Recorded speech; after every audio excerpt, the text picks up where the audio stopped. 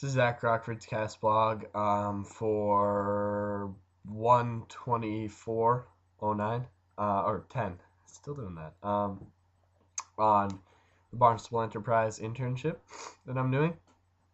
So I finished up my piece on Mary Calaccio, handed that in.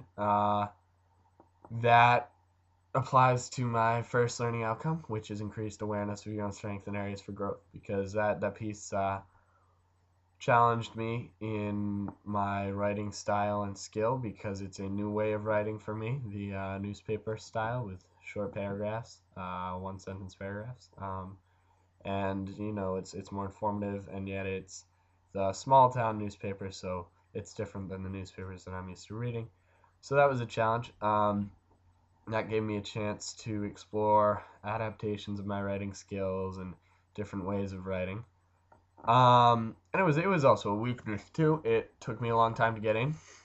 It took me a while to write because I had to coordinate with the people who I needed their interviews for the story, which works right into my second learning outcome, which is working collaboratively with others, because I had to have that back and forth going on that I need to work on more. With Mary Cacciolato, that was a little bit of a problem. But I think towards the end I was getting better at that, asking for things way before I needed them and stuff like that. So, then I wrote a blurb on some grants that were given out to local schools, which they ran. And now Laura, I went in there Friday after my one midterm, and Laura and I talked for a while about what she wanted me to do next and what I was going to do. And we decided it would be kind of neat for me to write a opinion piece on the possibility of Sturgis splitting into two schools, which has been talked about for a while now. She thought that it would be a good idea for me to write that piece, and then they would run it on the editorial page.